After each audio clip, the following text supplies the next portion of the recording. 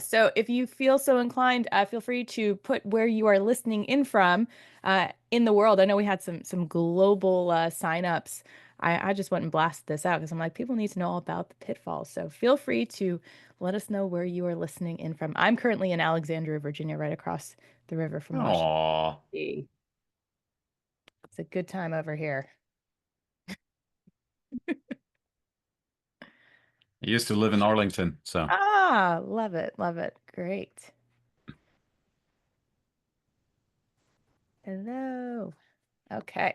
I'm gonna go ahead and rock and roll. So we're talking today about the 5 pitfalls, and this is solely based on my observations, experiences, things I've noticed out in the world that I thought would be really helpful to bring to people's attention. So whether you are an existing coach, whether you're looking to get into coaching, whether you have no idea where you're starting from, these are things that pop up um, all the time. And I've noticed this even deeper as I was going through my own MCC journey and then started mentoring other coaches.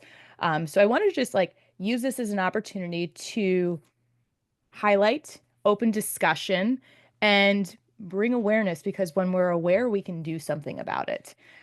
So we're going to talk about some common pitfalls and how they can derail client progress. So this is what comes up in our sessions.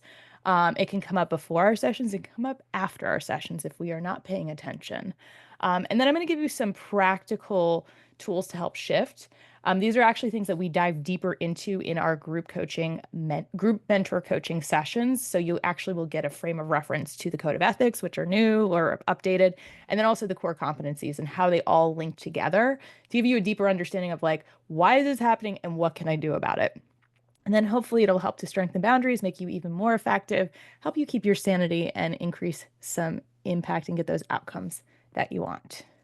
So here's a starting point. So you can unmute if you want to share, or you can use the chat. So what do you think gets in the way of your coaching sessions the most?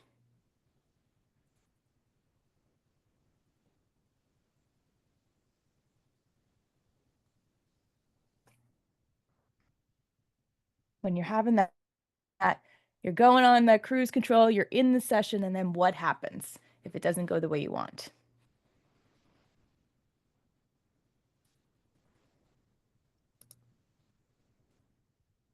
Anyone want to share?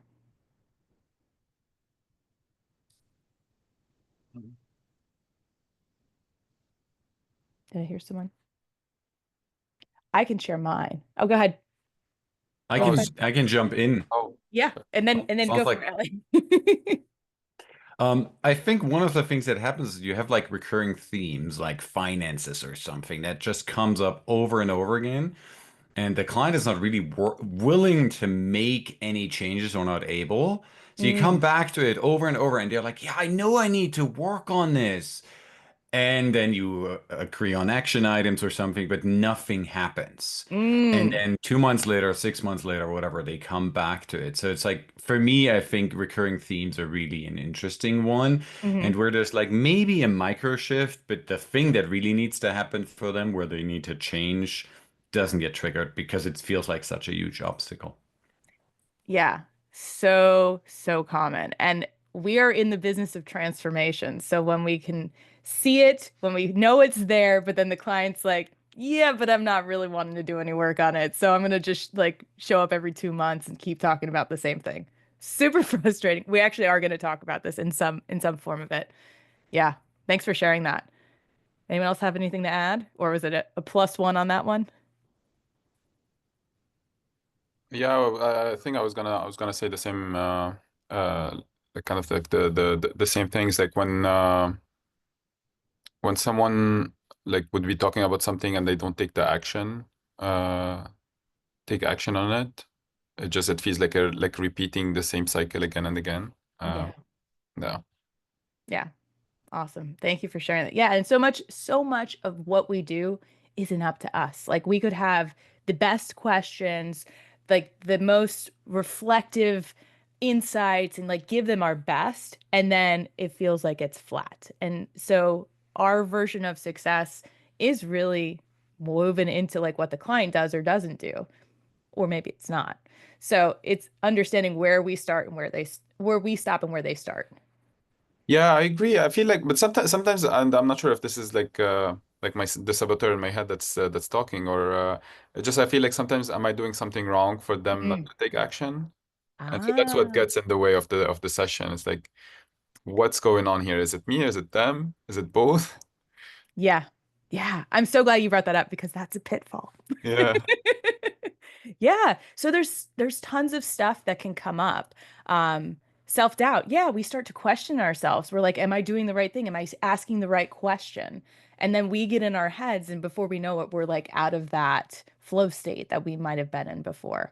And so much of the coaching session is a dance, and people call it a dance, but it's like, what does that even mean? Like, you're actually doing like 4 or 5 different dance moves at the same time, hoping that they get in sync and rhythm and it opens something up. But we are not guaranteed that. As coaches, we can't dictate what the outcome is.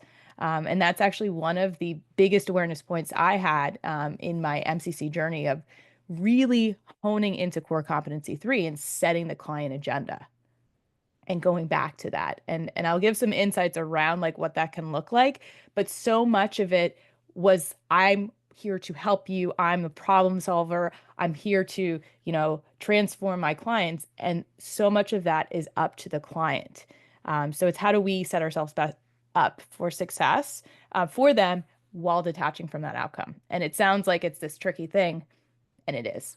That's why I wanted to have this discussion today, because so much is out of our control, but we can start to bring it back in with this awareness. So, are we ready for the pitfalls? Yeah. Okay. So, pitfall number 1, over functioning and over delivering. Anybody ever fallen into this one? I was so guilty. This is why it's number 1. So when I first got started in coaching 10 years ago, I had just left my job in association management where I was a doer. I was getting everything done for everybody. I was running 3 international trade associations. And so when I became a business owner and coach full time, I was like, I have to show my clients how valuable I am to them. So I'm going to make them every single worksheet. I'm going to give them every single resource. I'm going to revolutionize their life in every session. And what I did is I burnt out. I lost my voice. I was sick all the time, and I was broke. I was a broke coach for probably the first 3 years. I was putting my rent on my credit card. I was overextended because I was over delivering and I wasn't acting like a CEO or a business owner. I was in this chase mode. And so, what ends up happening in this space is we take more responsibility for our client outcomes than they do. So we get into this solving, advising, or pushing the progress instead of holding the space. And this is so common, especially as we're getting started as coaches, because we're trying to prove ourselves. We're trying to show that we bring value, we bring transformations.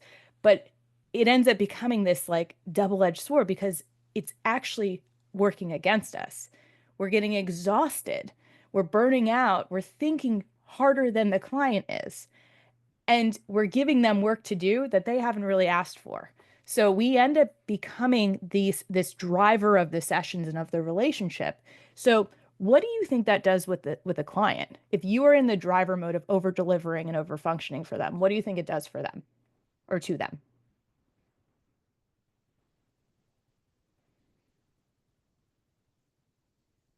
It just teaches them that that sets the pace for the whole rhythm, that we can own it and they can just sit back and glide.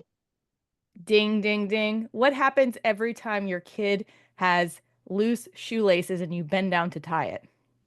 They ever going to do it themselves when you're around? Nope. Yeah. It's acquired helplessness. Yeah. Yeah. And people do what works for them. So it's like, Yeah. shoot, I'm going to just show up on this call. You're going to make me feel real good for an hour. And then I'm going to keep continuing on in my life, easy breezy. And then when it doesn't work out, I'm going to blame you because you're the coach. Yeah. Sarah, did you have something? Um, I did, but I lost it. It'll come back, I promise.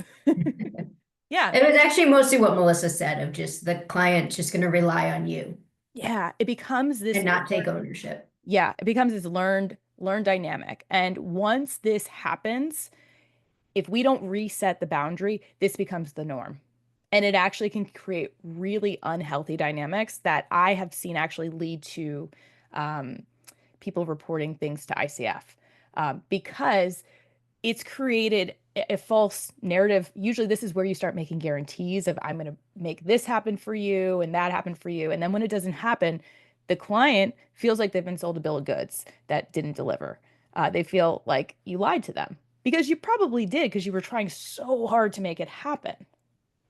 Okay, so we have a clear understanding of pitfall 1. Let's talk about what we can do about it. All right, so this is where we need to let go to empower them. And I almost say sit on your hands. If your hands are busy doing this, if they want to go and like click around your computer to find files and resources, what is that in your hand? Is It's it a an timer? hourglass. That's something I've been using, like a physical hourglass, to ask a question and just flip it around, wait until it's passed. That's like Awesome. Yeah. literally sitting on my hands. Whatever you need to do to stop talking and doing this, do it, because your urge to jump in, fix, do, deliver, whether you're like in a coaching space or not, is what is preventing other people from showing up and solving their own problems. I'm gonna pause on that one. What you are doing, inserting yourself to solve, resolve, fix other people's problems, is preventing them from doing it themselves. So this is where we have to notice those sensations in ourselves. So for me, I get it in my chest. Like I feel this, oh, I gotta fix it. Let me build other people. I have a long list of ex-husbands and ex-boyfriends, actually just one ex-husband, where I used to build things for people. Um, and it left me with a lot less money in my bank account and a lot of headaches and migraines and digestive issues. And then I realized, oh, this is me inserting myself where I haven't been asked or where I didn't even really want to. It became this feeling of obligation. So first we have to notice it, like whatever that sensation is, when you feel that urge to step in with your client, just like bring attention to your body where it is, like lightly put your hand on it. And then come back to the moment of what is the client actually saying? What is it that they actually are asking me for to help them with? And we usually don't have clarity when we start to go down this road. The goal, the question, the problem they are bringing to our sessions is usually never what it actually is. So I'd encourage you to be really patient and present in the first 15 minutes, especially. This is the opportunity to truly establish the client agenda, to get more clarity around what is it that we're actually here to do. Asking those questions, clarifying, summarizing, bringing it back to them and asking them for confirmation. Because then you have evidence, you have actually something tangible to come back to. So when that client is saying, I don't know what I want to do about this financial problem, then you just bring it back to, hey, when we first started talking, you said that this was a priority. This was a number 5 out of 10 for you. Where are we now? Where do you want to go? We got to bring it back to them to make an informed and a clear decision. And this is going to actually link into these other pitfalls. But I wanted to first start with this because this is 100% coach driven as far as this feeling, this urge to fix. This is where we have to get in check with our own stuff. So if you are like me and you are just a natural doer and builder for other people in the coaching space, smack your hands, sit on them, get your timer, do whatever you need to do to switch into coach mode. Because if you don't, it will leak all over your sessions. Any questions on this? Feeling good? Feeling like we're out of the pit? Okay. So this is number 2. This goes along with the first piece. And this is a big one that pops up. Oh, it absolutely is true beyond coaching. All of these principles can be used beyond coaching. Like this is life 101. But actually it's like a 401 because it's like if we knew it at a 101 level, then it would save us so much stress and frustration later on. So pitfall number 2 is this role and boundary blur. So you can start a relationship as the coach, and then throughout the session, you somehow become all of these other things to people. You might be a consultant where you're giving your solutions based on your experience, or acting as a mentor and telling them how you used to do it.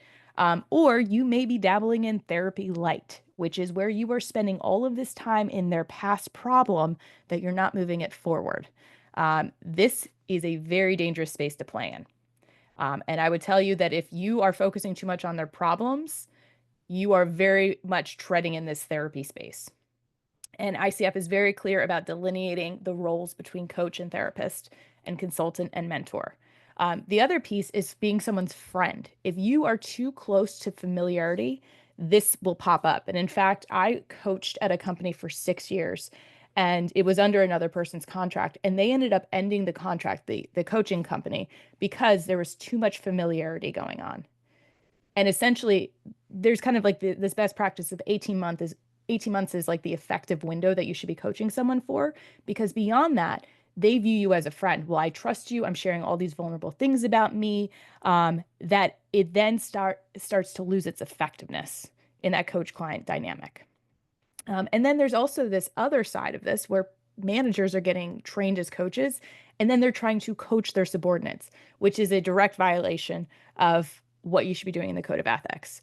Because the power dynamics, if you are entrusting someone else in your career and your financial stability, you don't have that trust. You don't have that security. And in fact, a lot of managers use the intel they get from a coaching session to violate it. So they're actually actively violating the whole privacy and confidentiality there. So these are things to be aware of, that if it is not a pure coaching relationship, it needs to be very clearly spelled out in the contract.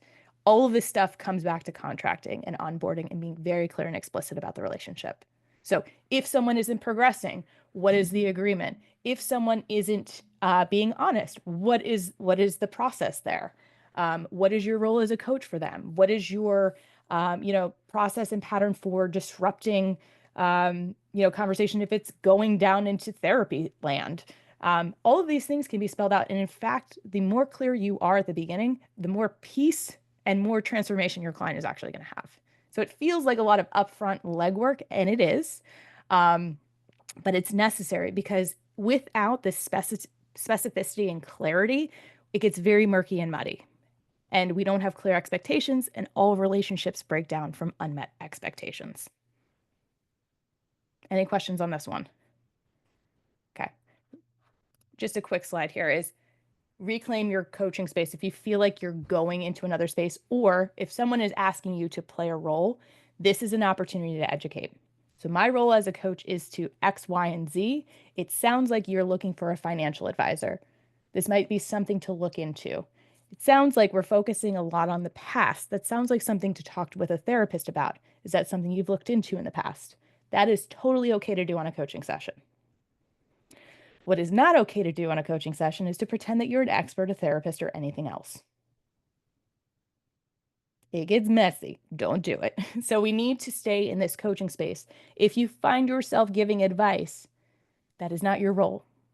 That is where we need to sit on our hands and do our little practice of, tell me what you need. Where might we find that? If you do have a resource, however, it's okay to offer it, with the caveat that you must ask for permission to share and detach yourself from the outcome of them accepting it or not. So I always say, hey, it sounds like you're asking for this. I actually have a resource based on past experiences. I'm happy to share, but no pressure if you don't want it. They will say yes or no, and that gives you the green light or the red light. But if we're always in a place of saying, you need to do this, here's a resource, you need to look into this, it changes the dynamic where we become the top down, telling them how to do it. And then when things don't work out, we are then the target. Seeing a common theme here. Yeah. So we need to create this client-driven agenda where we're meeting them where they are and helping to create the space for them to create the transformations. Any questions so far? No? Okay. All right, here's number 3. And this is like the best friend to the role blurring here. So agenda hijacking.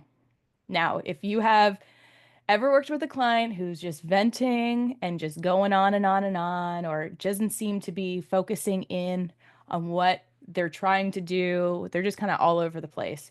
And then we go into, here's what you should do, or it sounds like you want to talk about this, and we don't wait for their okay. We have now hijacked their agenda. So we make it about what we think they need to do or what they should be focusing on versus saying, okay, so here's the example. Let's say that a client comes in and they initially are talking about how overwhelmed they are at work. And we go through the whole process of confirming that they want to feel more organized. They're looking for a process or a way for them to say no to things that are coming in. And then another topic comes in talking about their marriage, the relationship with their partner. And those seem like two very different things, right?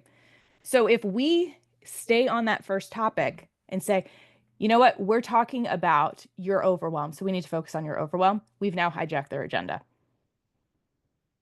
So the opportunity is to say, so I notice that this topic of your relationship came up, and I'm just curious, do you see this as something that's connected with our initial agenda, or is this something different that you want to focus on? You give them the opportunity then to say, oh, I'm feeling overwhelmed in that too. I want to get back to this. They will then decide where their direction is. Or they may decide that their agenda has changed. But they need to be the ones to make the call. If we don't give them that opportunity, if we don't let them decide, we have hijacked and controlled their agenda. We can't steer it. We got to get our hands off the steering wheel, even if we think it's best. We need to empower them to make the decision in the call. Okay. So here's just a kind of general thing to do. So we have to first establish the client agenda. It's always coming back to core competency 3. Set the agenda, clarify the agenda, get clear on the agenda. And then we check in mid-session or when we notice that there has been a fork in the road or another topic that's been there. And then we give them, are we on track with what you want to focus on, or do we need to redirect? What's most important to you? We're giving them the chance to decide. And we also have to release our attachment of any of this stuff. This is like with everything, detaching from the outcome, because what you view as transformative may not hit that person for a couple days or a month or ever. But it doesn't mean that you didn't do good work as a coach. And I think a lot of times we look for, oh, you got what you needed. You're so, aware you had this light bulb moment. It feeds us, and we have to detach from that. Because when we can, it actually gives the client more freedom to let it sink in and to become something else without that pressure of I have to go and please my coach. Anybody ever had a client say, you'd be so proud of me? Nobody? I've had it happen recently. And I'm like, that's interesting. Are you proud of you? Oh, yeah, I'm proud of me, but you would be really proud of me. And it's every time that happens, I'm just kind of like, what did I give off where they're like looking for that affirmation? And it's just kind of personality types and where they are in their journey, where they think that they're going to get a gold star because they did what they said they were going to do during the coaching session. And so we have to kind of like detach from all that stuff so that they are feeding themselves in that internal validation versus looking for the coach's approval. Okay. Here's number 4. We're moving along. Presence drift. Now, I know nobody's going to admit to this, but I will. Again, I've experienced all of these on here. So this is where we can get distracted, where we're thinking about the next thing we want to say. So our client is going on. We might have asked 3 really amazing, empowering questions, and then we have brain freeze. And this shows up so much, especially early on, because we're so in our head about saying the right thing, about asking the right question, about having these transformations, that we're like up here and we're not present. And also, other things that happen is we get emotionally reactive to something someone says.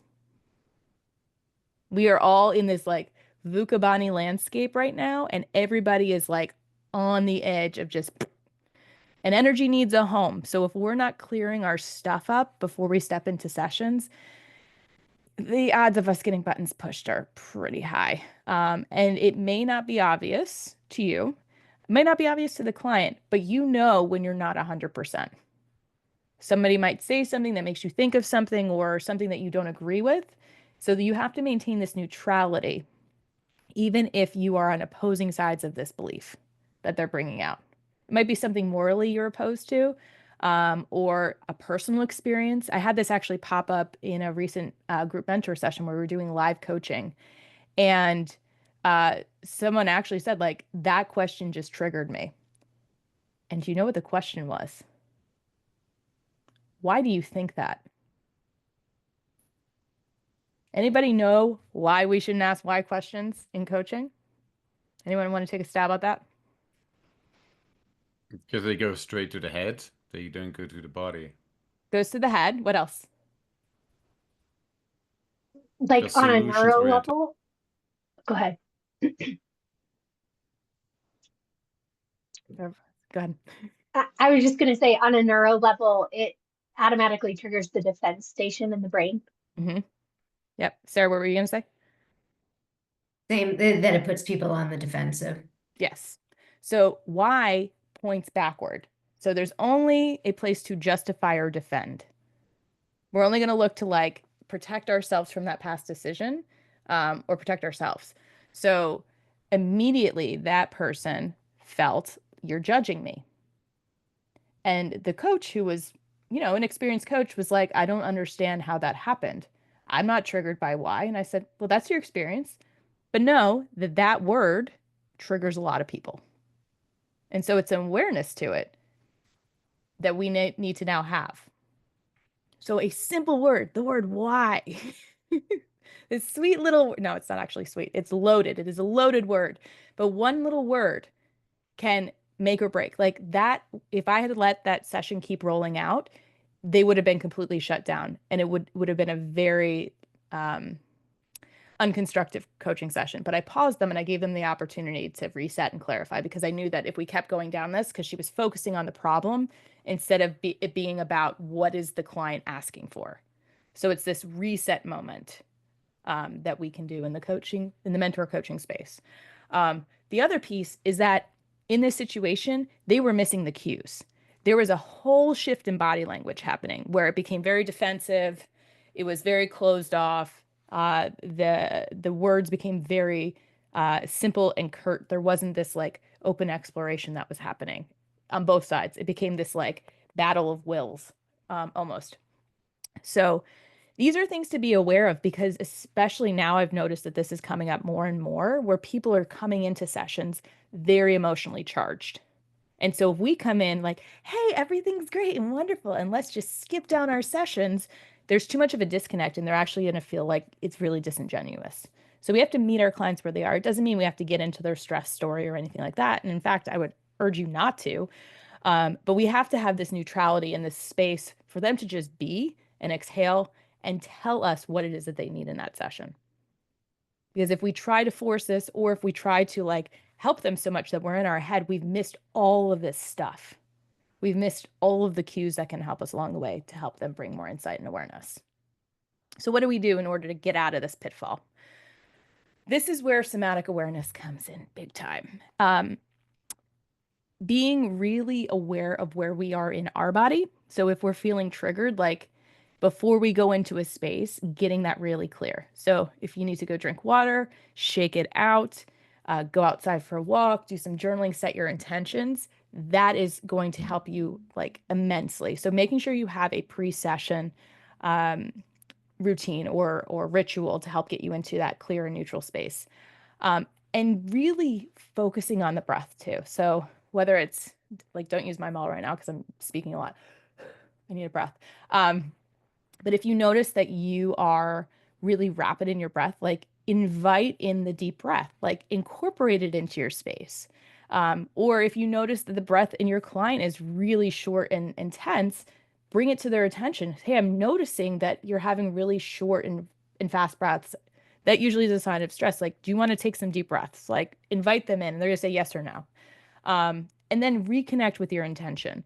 So if your intention is to create a neutral, present state, then that's what you do. That's what you focus on, and always bring the awareness back to the client. This is where we will get so much information and insight.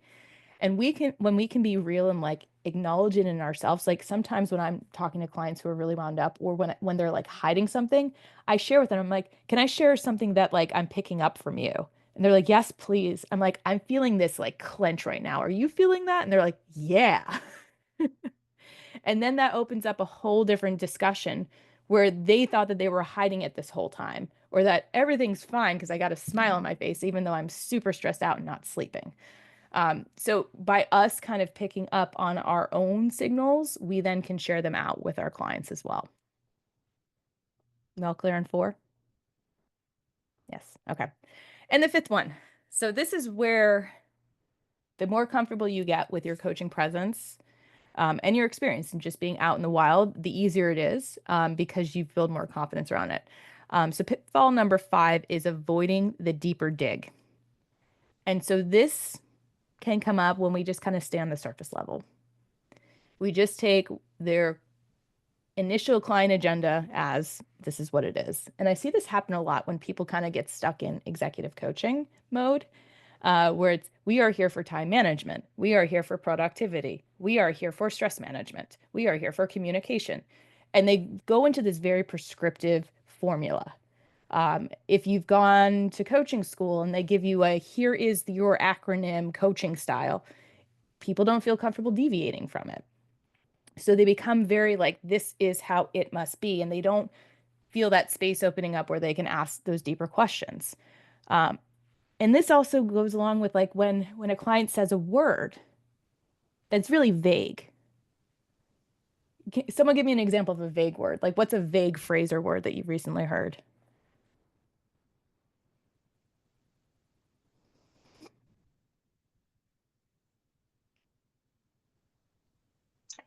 Yesterday, I had a client talk about discipline, which I could tell in the way that he was using it. I was like, what does that even mean to you about this particular situation? So just unpacking that. Yeah. That was actually a trick question because any word that someone uses can be vague. People use their language to hope that we just coast over it. I don't know if you've ever had clients who like to regurgitate Harvard Business Review articles to tell you how informed they are about organizational development and people management. But I had a client that was, I'm so psychologically safe. And I'm like, cool, tell me what that means. But if I was like, oh my God, that's so great, you're so with it, that would be me not challenging the vagueness. But this happens all the time. Like you ever go to a networking event and people are just like shooting out buzzwords and themes and they're like trying to like puff their chest. And it's like, you actually don't know what you're talking about. And you're not embodying it at all because your body language and the way that you're showing up is actually counter to what you're talking about. But neither here nor there. Different topic for a different day. In the coaching space, this is a great opportunity if you ever feel stuck on questions and you notice that a client keeps using a specific word over and over again, but doesn't elaborate on that. That is your opportunity as a coach to say, so I've noticed you brought up this word. Can you tell me what that means to you? Or when you say this, what does it mean? Have them define it. And it will provide so much more. Either they're talking about what you think it is, or it's not even close. And it might be about something completely different. Who's going to give you tons of insight just by asking the question. But there's also this like emotional avoidance that can happen too. So if it's like a tricky, icky subject, you're like, I don't want to push here or go into, I don't want to make them cry. I don't want to make them frustrated. If we've had past experiences with that and we avoid it, it's not being of service to the client. I've had the full range of emotions in one session from a client, and it was amazing. They had great insight after the end of it. But because they didn't steer away from it and I held the space and asked those questions, it wasn't even about the emotion they were showing. It was about them just peeling back and understanding, oh, this is actually what I want to focus on. But this also shows up when we have clients who are in this endless storytelling loop. Anybody ever had a client like that? I just have to tell you every minutiae detail. I got to tell you about what they were wearing and who they're dating and what they said to me last week and what they did and what they had for lunch. And they'll keep going and going and going and saying absolutely nothing about what the topic is. So here's a tip. And this is totally dependent on the type of relationship you have with your client. But if I ever have a client who goes into vent mode, I say, it sounds like you want to vent. How much time do you want to give this? You want to give it 5 minutes of our session? You want to give it longer? And they'll start laughing normally. And they're like, I give it 2 minutes. I'm like, cool, I'm going to set my timer. You make it more playful and you've actually started to diffuse the situation. But if they come in loaded and charged and you don't have a boundary around that session or around what you want to take on, it's going to completely hijack the session. Now, that doesn't mean that we don't want our clients to express what they're feeling. We want context sometimes, but the longer you're in coaching, the more you understand that the story doesn't matter. The details don't matter. I don't have to know anything about an industry, about a person. I can be present in that session and help them make a transformation because they're going to tell me what I need to know. Not about the small specifics, but about what matters to them. So it sounds like this is, and when they do that, you can interrupt. I wouldn't interrupt 4 or 5 times, but if you find it going on and on and on, there's an opportunity to say, hey, I'm noticing that you have a lot of energy around this topic. I'm curious how this connects back to our agenda.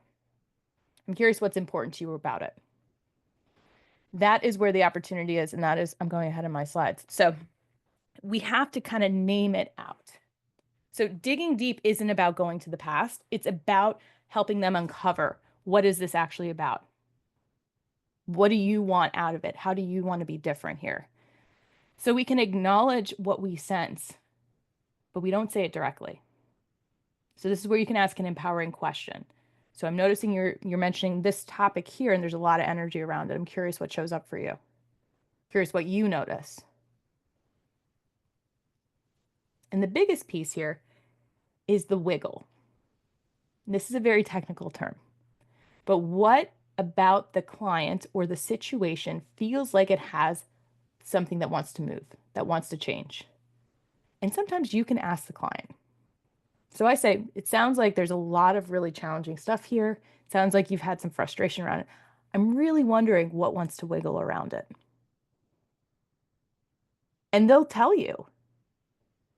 Or they'll be like, I don't know. Like, I'm just so frustrated with it. And then you know that they're kind of interwoven into the story a lot. So that's the opportunity to help them focus on what do they want in the future. And this is actually something that we're developing right now. It's already been developed, but it's getting approved by ICF right now for a continuing education course about future self-design, because this is where the opportunity is. Future self can mean 5 minutes from now, 5 years from now, 5 months from now. If we don't have a clear understanding on how that client wants to be different when this situation or topic has changed, they're going to feel stuck in the problem in this situation. So the opportunity is to help them wiggle out of past or present into this future state. So what wants to move to help you get to that future state of yourself? I am confused what you mean. I'm sorry. So are you saying that, like, let's say I come to you with a situation and it's something that I'm consistently frustrated with. Then you're saying, are you asking questions around, okay, how do you want to grow in the midst of this ongoing struggle? Like, what do you mean by that? I'm asking, who are you without the frustration in the future? Who do you want to be without the frustration? Okay. Because the thing is you either want to continue on with the frustration. If all I'm doing is focusing on the frustration, I'm re-embedding it around you. Mm-hmm. If I say to you, Melissa, who are you without this? Who do you want to become without this frustration? You're gonna be like, holy crap, what? There's an opportunity for me not to have any of this? That's an opportunity. And most people don't do that because they're afraid to step in it. Because people are very attached to their stress. They're very attached to their stories. Yeah. George is laughing over there. There's an opportunity to help people. Actually, one of my mentees, she's like, I don't want to rock any boats. I go, but that's not your job. What's your job? And I'm gonna curse, so anybody, you can earmuff it right now. She's like, I'm here to rock their fucking boats. And she's this very like sweet lady. But that's what our jobs are. We're here to disrupt their mess by helping them lead to a future state of themselves that they want. Right? If we wanted them to float around their problems all the time, we'd be therapists. We'd have a great business model. But your job is to help them move from present to future state. But we have to understand what that future state looks like. And people they've never spent the time to imagine themselves as anything but they are right now, what they've been. And that's the opportunity for the wiggle. I would imagine, but like as I'm picturing like this happening, especially for a few of my clients, I'm thinking about how it could very easily lead into emotion because like fear of letting it go, fear of hoping for that. So then, like, do you just consistently bring it back to the agenda while also pushing this? Yeah. Correct. But actually, it's not even the emotion you think it's going to be, because it becomes this different charge, and you'll notice the shift in the transition when they can see themselves in it. I get goosebumps talking about it, because it's no longer about how they felt, but this new opportunity that they could see themselves in. So we think that they're upset by this thing, and it's like, no, they want hope. They want this new reality. And it actually creates the untangling starts to happen, because it's not so tightly woven of this is how it always has to be. It's like, oh, there's a new pathway. Okay, how do we get there? And then we can start to reverse engineer it of what would it look like today to start moving towards that future self. But we have to know what we're actually hitting on, because if it's a sacred topic, and we all know that every client kind of has this, like, this is never going to change, this is my identity, we have to see what they want to move. And that's why taking our time, understanding the client agenda, but also understanding who do they want to become as a way of this. This is actually built into the core competencies too. This client awareness of the future self. That's what it's moving towards. And asking them like really direct questions. If we don't have that kind of like ripple effect, then we're not digging deep enough. We're staying on the surface. But the biggest thing is to hold the space. Goes back to our first pitfall, sitting on our hands, getting our timer, like just be in the space with them. There is no race to get them there. It could happen in 5 minutes. It could happen in 5 sessions. It could happen in 5 years. But the pace is up to the client. But what we're giving them is a way forward, because where our focus goes is where our energy grows. I'll say that again. Where our focus goes is where our energy grows. So if our focus is on the problem, we're putting all of our energy to the problem. If our focus is on who we become, we can start to embody it today.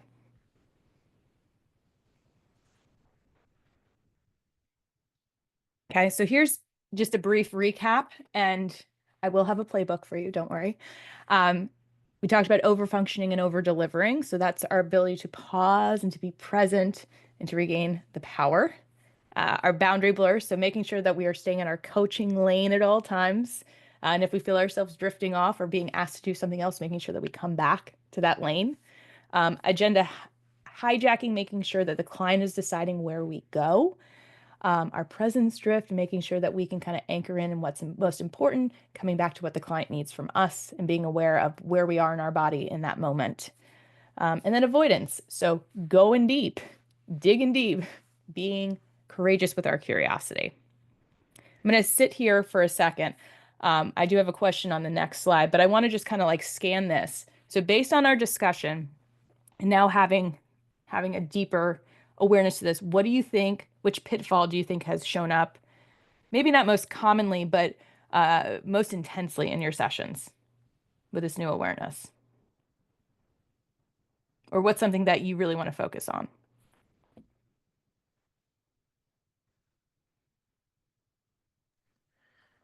I really appreciated your first one. I do think we all get into that over deliver, over promise. And I really like that permission just to let go and refocus on them. It was great. Awesome. I'm not going to sing for you. We don't need to bring Frozen into it. I did do it on my last YouTube video, but I won't do it today. Thanks for sharing. Who else? For me, I think the boundary blur as a recovering software engineer and consultant, it's so easy. And for me, it's related to speed and wanting to get to solutions. And just some clients just take years. I think that's what I'm learning with doing this for a long time. And all of them are good reminders. I don't think there's anything really new, but it's a really good way of presenting it and just having a reminder. So I think it's a good list to come back to. It's like, huh, am I still on track here or am I drifting into the pitfalls? So thank you. You're welcome. Thank you for sharing that. Yeah, a lot of these things happen with the best intentions. Like we're just here to get things done really quickly and effectively. But sometimes taking your time, actually all the time, patience is a virtue and it's also a gift when we can give it to other people. Anyone else want to share?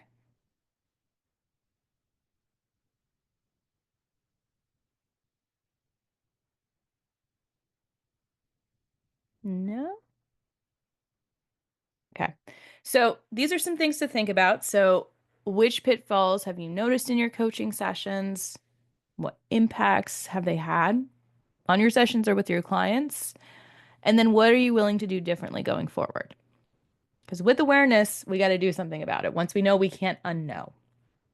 So what's something that you're going to move forward with and put into practice?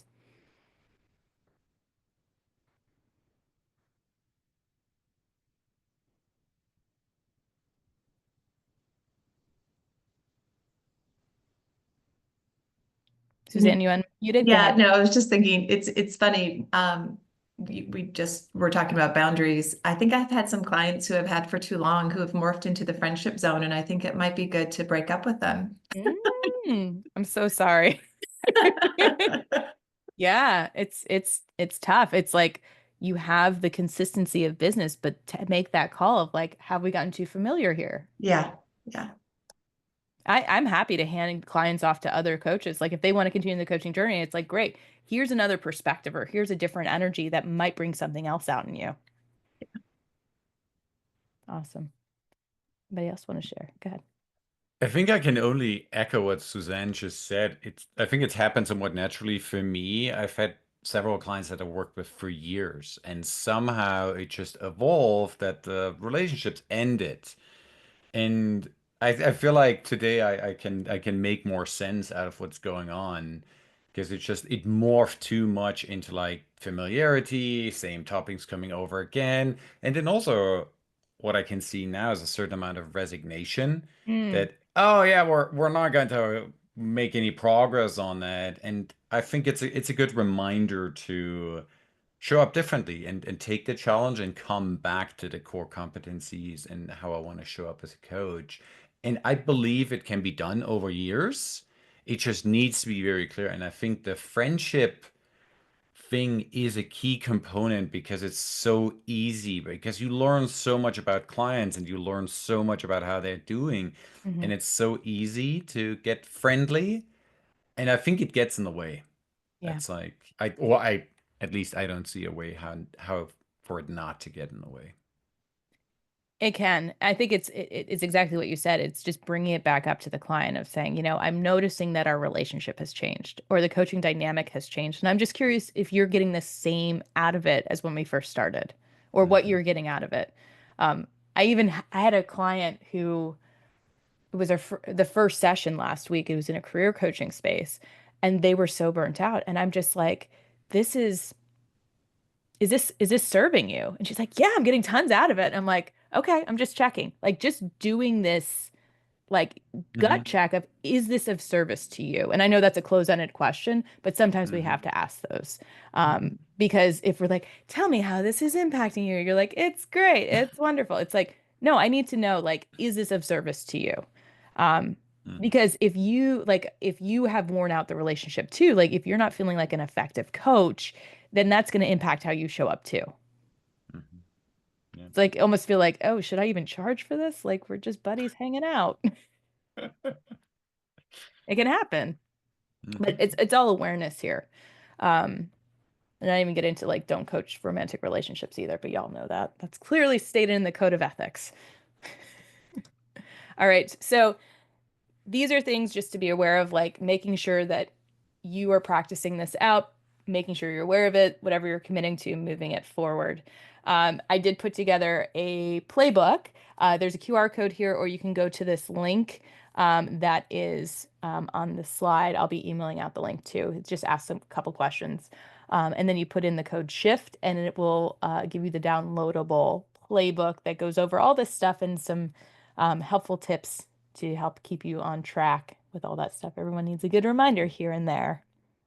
And we do live trainings. So once we get the ICF approval, we'll be doing that future self-design. That's going to be, I have it in for 14 CCE hours. So it's going to be a lot of live coaching and helping people leverage intuition in it and separate bias and helping people design that future self within their coaching sessions. And then we also do group mentor sessions to get the 10 hours of the ICF stuff. So we do either one-on-ones or in the group. So if you are interested, all of that is available on our website, spitfirecoach.com. So if you're up needing your hours, I usually do things like really fast and get things cohort started if I have 2 people, but I'm trying to be more proactive in organizing things. So happy to facilitate any of those things. I love mentor coaching. All the things that we talked about today, we go into deeper depth on and connect it back to the code of ethics and everything else, and then do live coaching and role playing to make sure that it really sticks in. So that's all I got today. I'm here for questions if anybody has anything, or if there's any insights or ahas you want to share. Do you have an MCC track?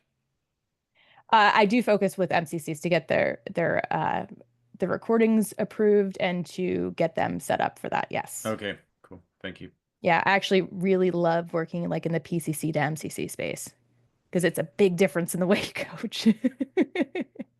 It completely blew my mind when I made that shift, and I was like, oh, I got to help people with this. Yes. Any other questions? Was this helpful? Any new things you uncovered? Very helpful. Thank you. You're welcome. All right. Well, I will get the recording out, and if you want the playbook, you can go to that link. And thanks everyone for your time. Thank you, Lauren. Awesome. Thank you. This was super helpful. Awesome. Take care. Have a good day. Thank you. Bye.